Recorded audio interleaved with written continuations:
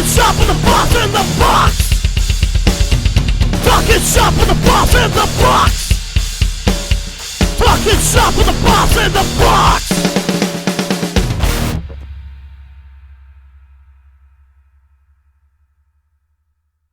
You are the host of the Metal Mixtape at KSKQ FM. How did you find yourself in the radio business?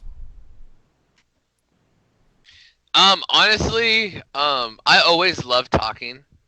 I always loved like being in a place and like walking up to a stranger and just being friends and like, like going to shows or everything. I was always that person like if you were like standing in line like at a Pizza Hut like 10 people and like you were just bored, so you just like randomly picked up the conversation with the person in front of you, like, so what kind of pizza you getting? Or like so no, with the radio thing, man, I kind of fell into it. My friend Jim Harris used to run the show with Marguerite. They ran the show for like a year or two before I came into the picture. And I just kind of fell into it, man. I used to give my friend rides to the studio all the time so he could air his show. And one of the days he was like, "Hey, man, you want to get on the mic?" And I was like, "Sure, man, I'll get on the mic." And it felt so natural to be on the mic. I wasn't shy. First time ever being on the radio, I was able to hold a conversation. It was like talking, and I love talking, and I fell into it. And then 3 months later, he handed the show down to me, and then I went through like a 6-month probation kind of like training, and yeah, I ended up with the show, and I never thought about doing interviews, and then a band from Portland messaged me and said that I should interview them on my radio show, and I was like, I've never done an interview before, and that was a band called Apothis Theory from Portland, and yeah, and now I'm 82 interviews in, so. Speaking of those 82 interviews, sorry, I didn't mean to walk all over you there. It's all good. Dude, you've had some killer interviews lately. Jason Britton, Necro Butcher from Mayhem, Sven from Dimmu Borgir. Last Sunday, you got to interview Paulo from Trivium, and of course, let's not forget the important ones. Good friends of the show, Violent Legacy, and Norman Skinner. Listening to Vian. Oh yeah, I'm gonna interview Norman here in July. No, August, yeah. And by the way, but, yeah. As we're speaking about Mr. Norman Skinner from Nevayan, go check out Beauty and Brutality, his radio show on metalmessiahradio.com on Wednesdays from 7 to 8 p.m. So go check him out. Go check out metalmessiahradio.com. It is Beauty and Brutality, and yes, that is Norman Skinner. Yeah, so yeah, put the alarm on, dude. I tuned in for the first time, and I was super stoked. Because I kept missing it, and I was like, you know what, I'm going to put the alarm on, and I'm going to listen to the show. And I heard some Bourbon Paranoia on there, too. It was dope. Way, I mean, from the bottom of my heart, like, thank you for including us on your radio show. You gave us an awesome interview. You featured some of our tracks multiple times, and it, like... as a band that didn't get that before, I mean, we also didn't have a quality CD before, just reaching out to friends and having friends just help us out, the least I can do is help you out, help your band out, and so on and so forth. So thank you very much. Hey, you know what? Anytime, man, I always say one of the goals of the show is to put a smile on people's faces, and we play anybody, anytime, anywhere, and I'm at the happiest when I do the radio show when I know I can make somebody happy, So like if I play somebody's music on the radio and they message me and they're like, dude, my mom was listening or my dad was listening or I'm so stoked I never heard my song on the radio, like dude, like it makes everything worth it, dude. I just like I feel like I'm providing like a community service to you guys, and I want to do my best to keep like the music alive, dude. And I'll work my ass off for local bands any days. It's, well, yeah, absolutely. We're a family. when you played our track and interviewed us, it brought me back to when I was like 16 years old, and my pop punk band at the time ended up getting radio play on a local radio station out here in Concord called KVHS 90.5, The Edge, and like, you know, getting to be put on the local radio station, like, I got at 36 years old, I got that feeling all over again. Like, I got the goose pimples, I got the like. It's awesome. I was ready, like, so that was a feeling that I never thought I would get again, and you gave that to me. So thank you, Omar. Anytime, dude. It's my pleasure, dude. Honestly, going and doing the radio show on Thursdays is one of my favorite days in the world. And you know what? When I met you the first time at well, I knew you on the internet for like a year or two, and we just talked back and forth, and then we actually met each other in person. I'm pretty sure I gave you a hug too. Okay. But you know what?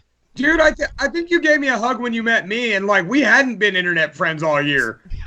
So I got to probably interrupt you on the way we met, because I'm a giant doofus half the time, and since half the time. And before that, so on my last Facebook profile, I had like, I don't know, 2,000, 3,000 like Facebook friends or whatever, and I did talk to you periodically here and there, but like I was, whatever you had for your default picture, for whatever reason, I thought I was talking to like a black dude this whole time.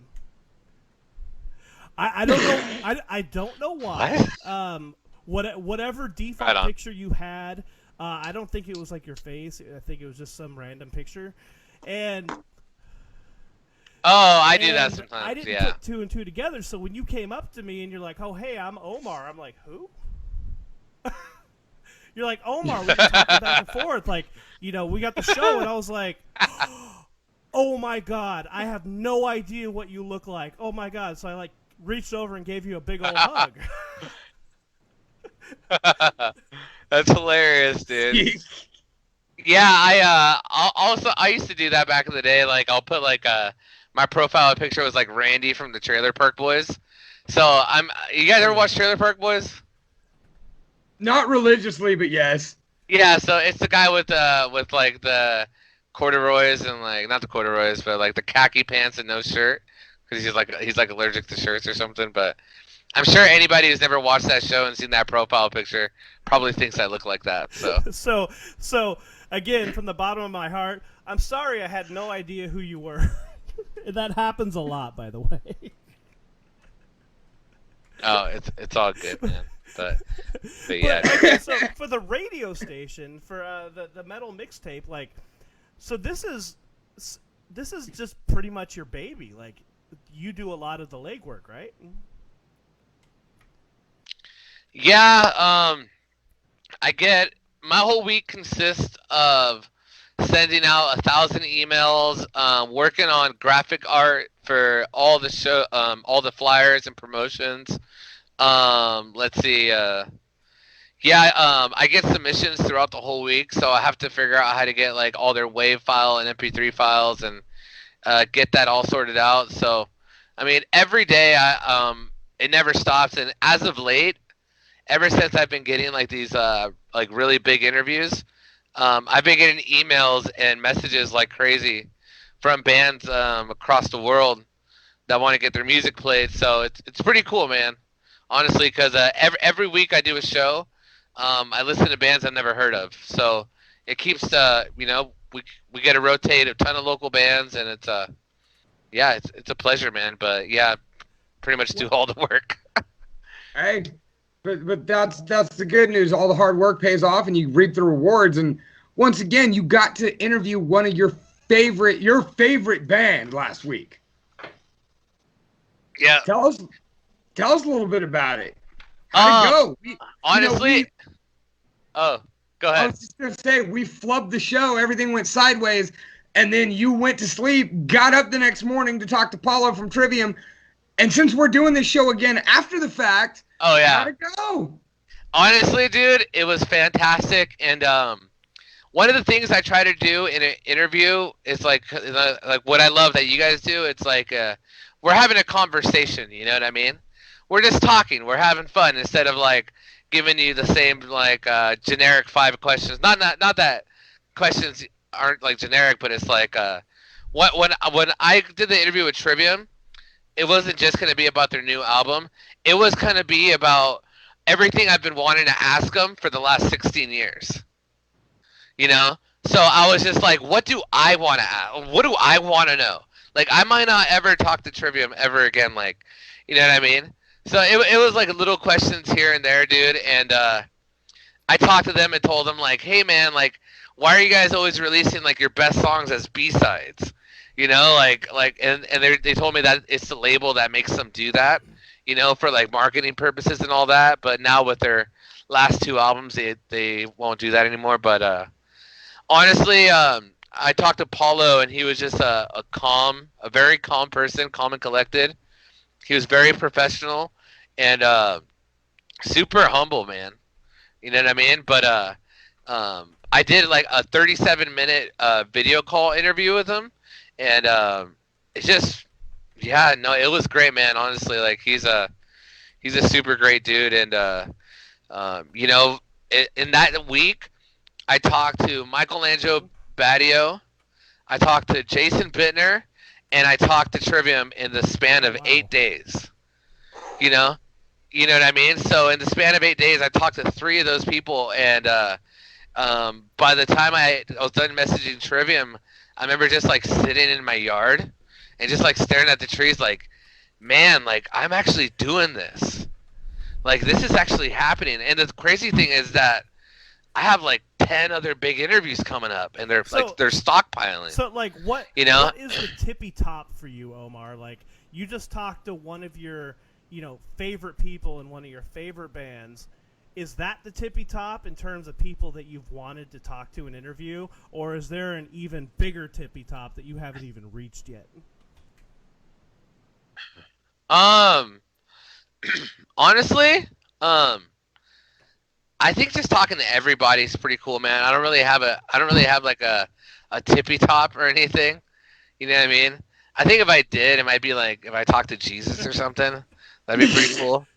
You know, praise him. You do the Metal Mixtape? Yeah, I think so. You know, I think he messes around with some guitar. Honestly, dude, a tippy top, it would probably have to be like Ozzy Osbourne. Oh man. Ozzy Osbourne or Bruce Dickinson.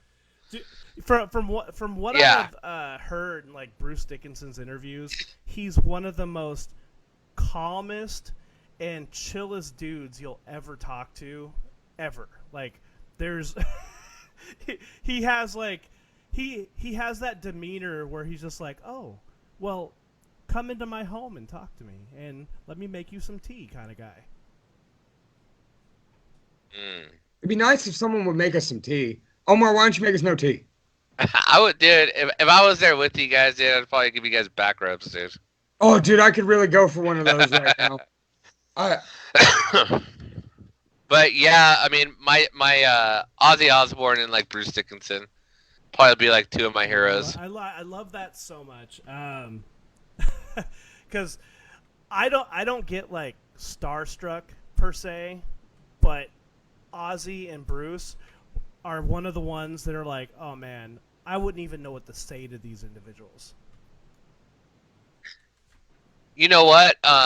One of the reasons I think I've been able to like conduct my interviews with these people is I've learned to like not miss out on opportunities, because I've missed out like on opportunities by like being too shy or like not like embracing the moment while you're having it.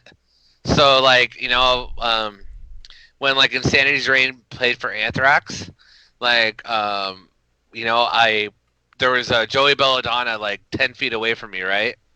But I was so shy, and I didn't want to mess anything up with the booking with his managers or anything. Like I was already just happy that we were supporting Anthrax. So in my mind, I didn't want to screw up anything, and I didn't get to meet Joey the whole night when he was literally like 10 feet to 10 yards away from me, and I could have just walked up, you know.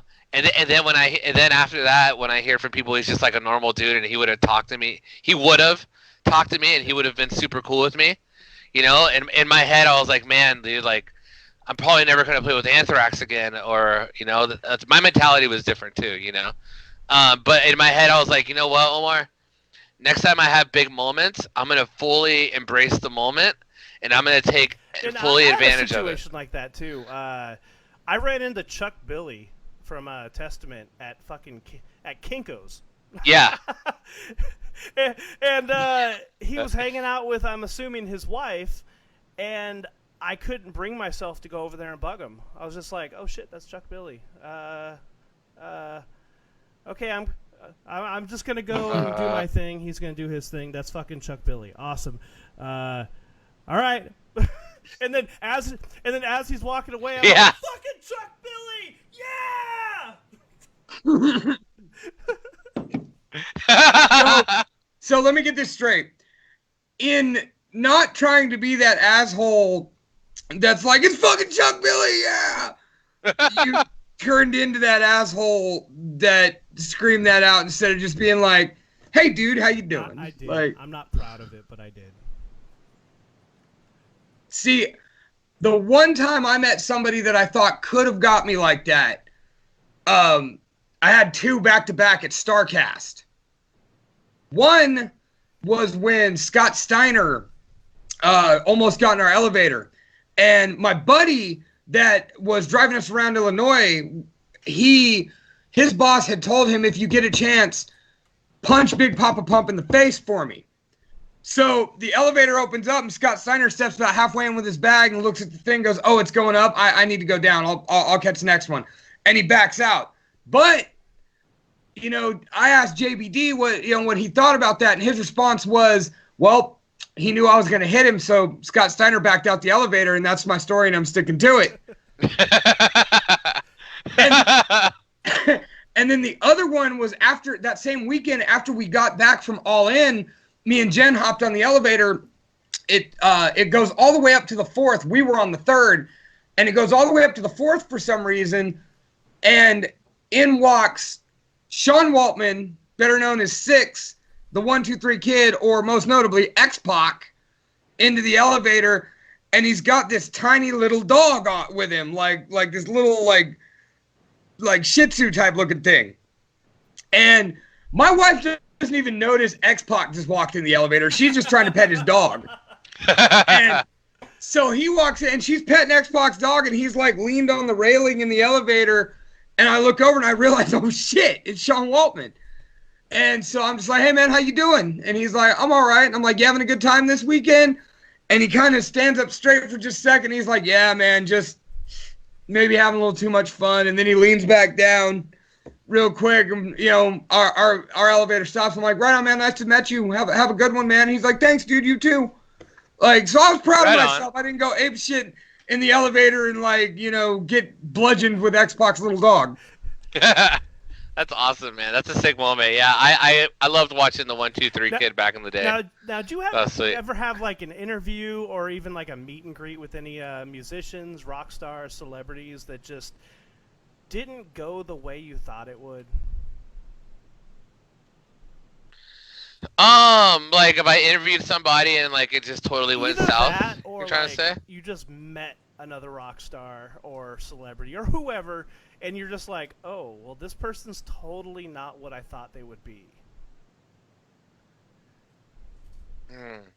I don't know. I can't name drop. So, Okay. What's up? All right. Well, I was gonna say, if you want to mull that over, we got a story out of you last week that I feel really bad got lost in the echo. I feel really bad about it. So you had an interview, shit went south, you wind up in the bathroom, and somebody played an inappropriate song. Yeah. Please. Oh, okay. No, I sent Brandon a meme just to make sure this story got retold. Yeah, I know. That was the Jason Bittner interview. So I was like getting ready for the Jason Bittner interview. Like I said, in that week span, I talked to Jason Bittner, Michelangelo Badio, and then Paulo Butta.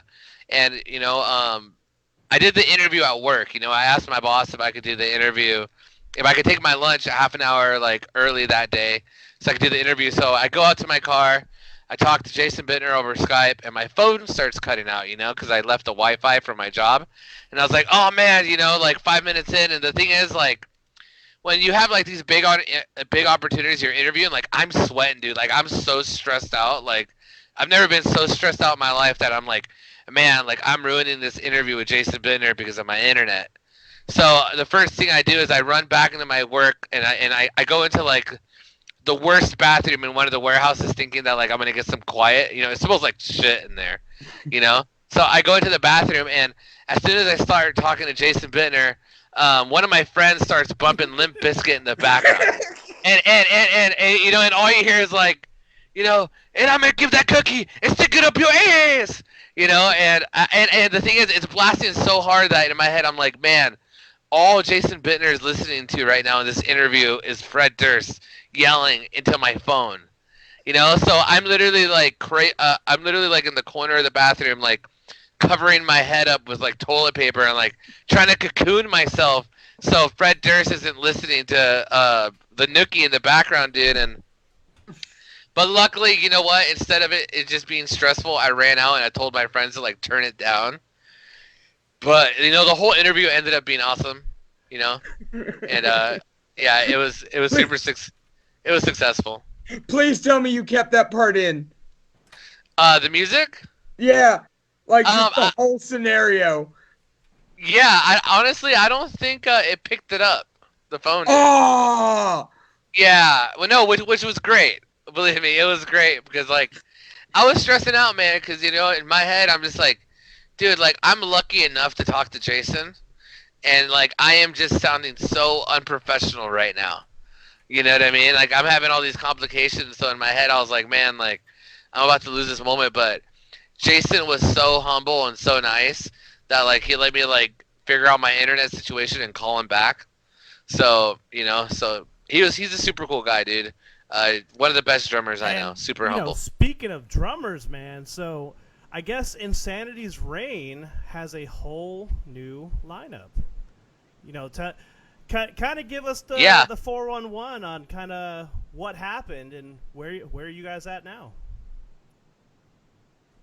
Well, the whole what happened thing is just life moves on. Um, just differences and like what people want, you know, in music. So, but yeah, the new lineup. Me and Rusty are still together. Rusty was the lead guitar player for Insanity's Reign. So I moved from not only doing vocals, but I'm doing vocals and guitars now. And right now we don't necessarily have a bass player, but we have our new drummer Whitney.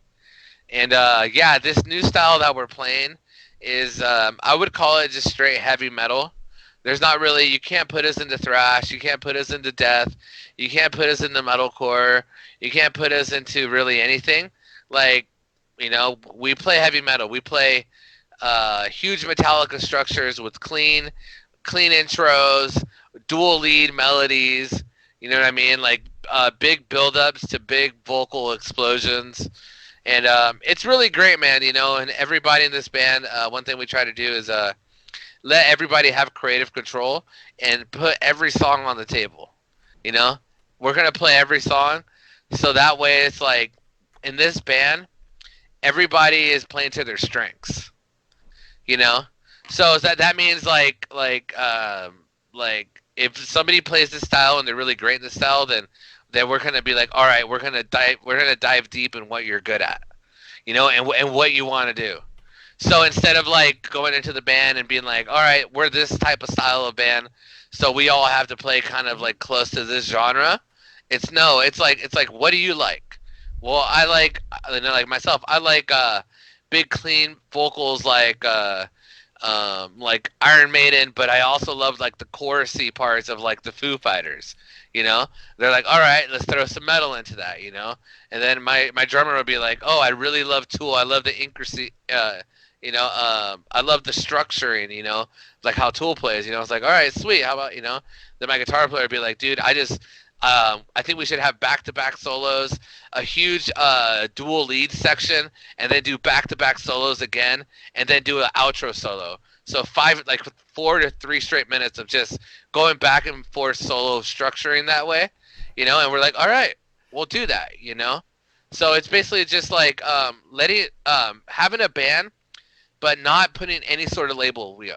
Like when the old Insanity's Reign, we were a thrash band. Now, if you watch this live with our new set, you can't say we're thrash.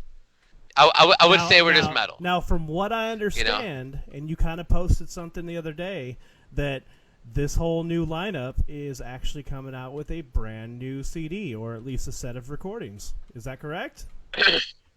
Yeah, dude. And I think it'll be out by the end of the year.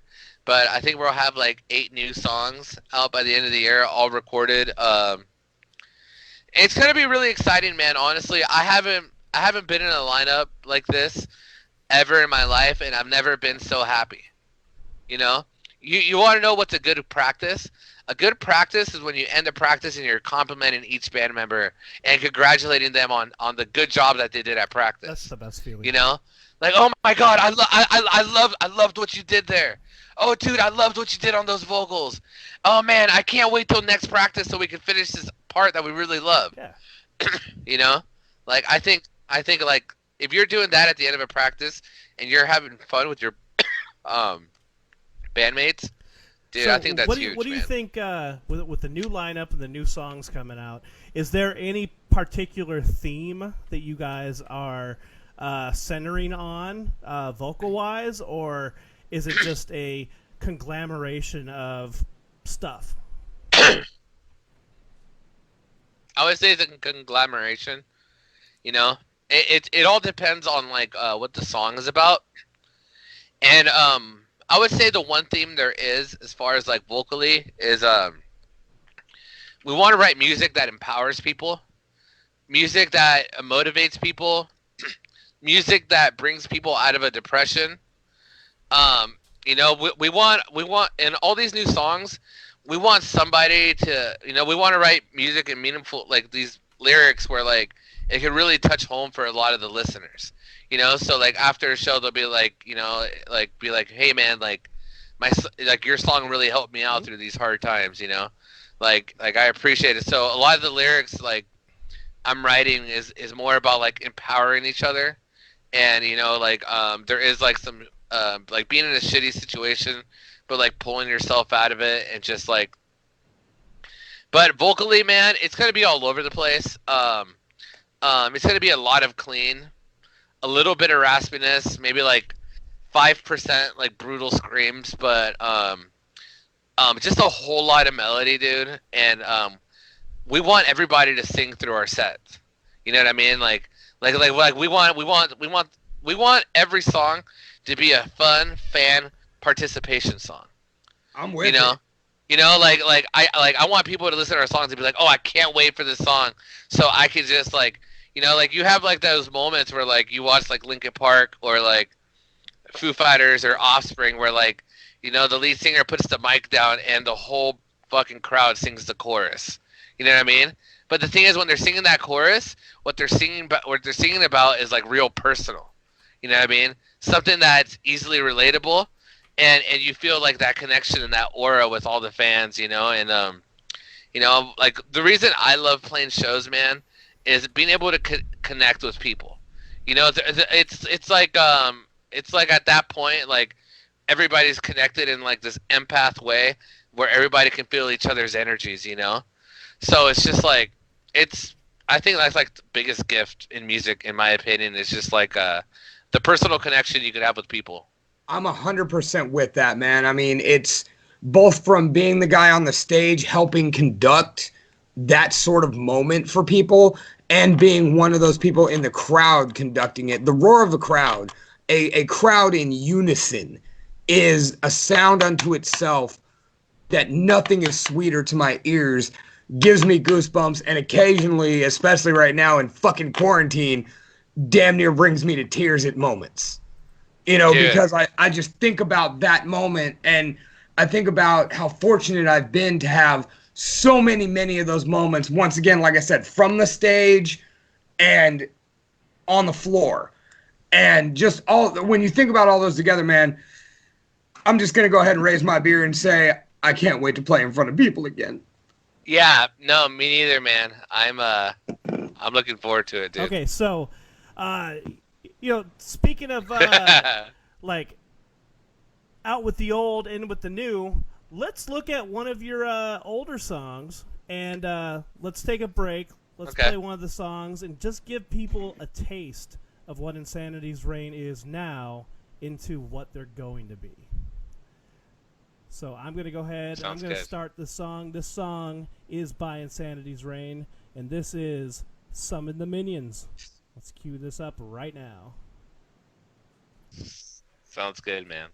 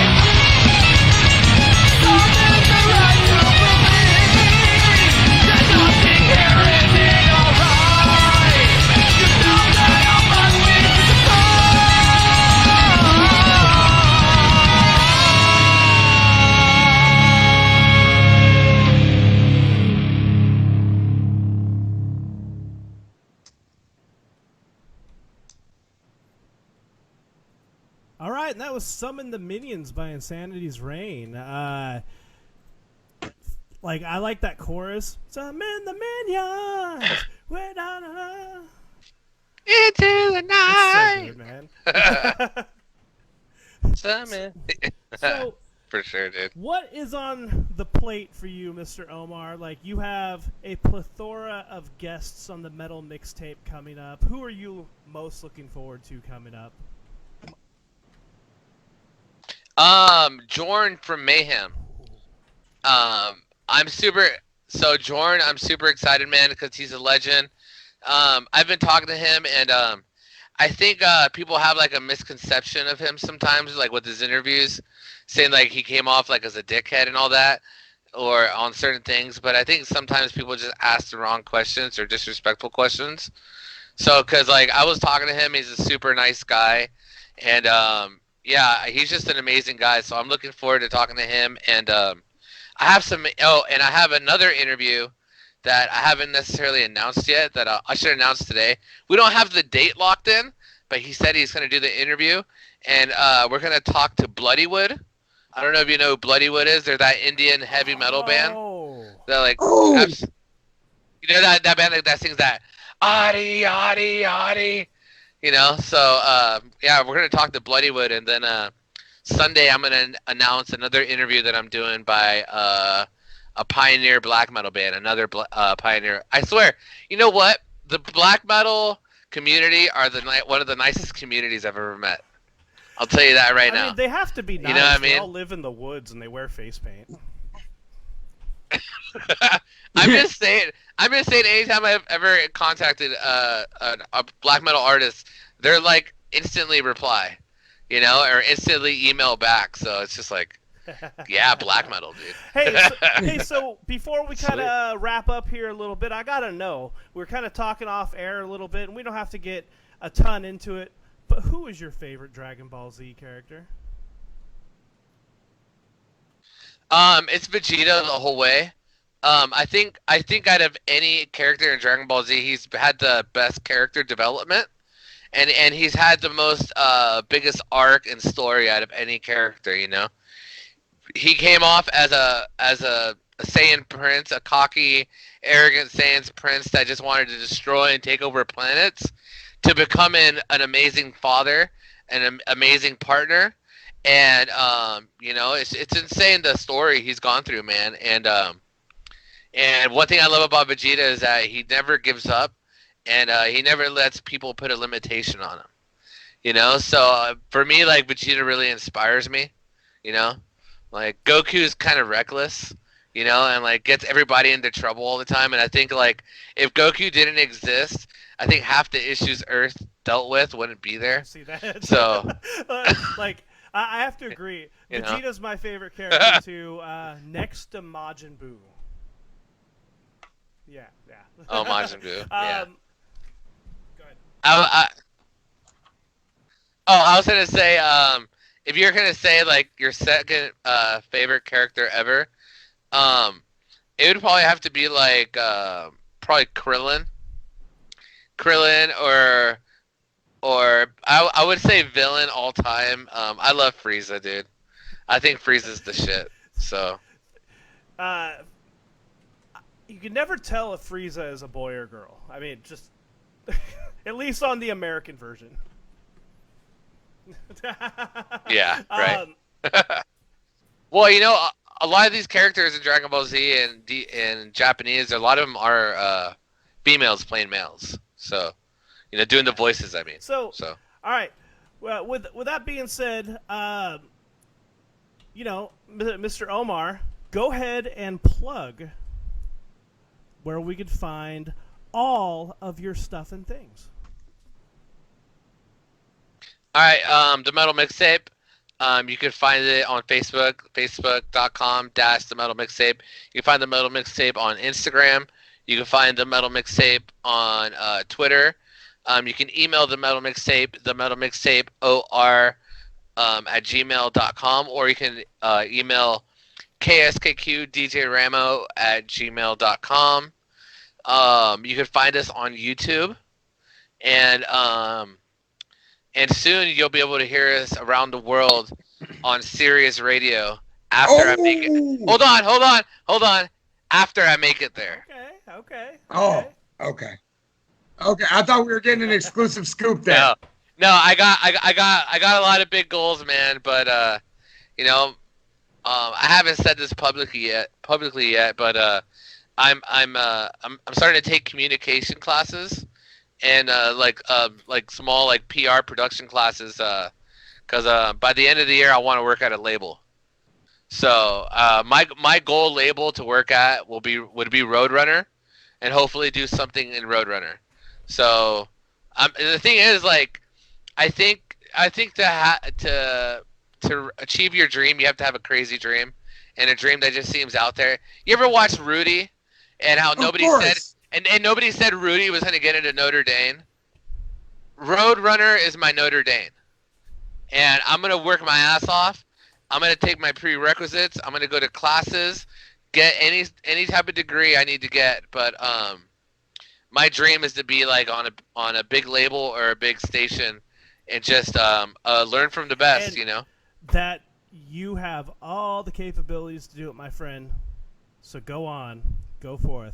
Thank you. And as we wrap up, ladies and gentlemen, I have been cordially asked by Mr. Patrick Donovan of Toy Called God to do a shameless plug. And I'm happy to do it because he helped us through a hard time that we had in this episode. Sexy episode number 69 of Talking Shop with the Boss in the Box. And this show might as well be the PDPR show because we talk about Patrick Donovan at least once a month. Just catching on to that now. So,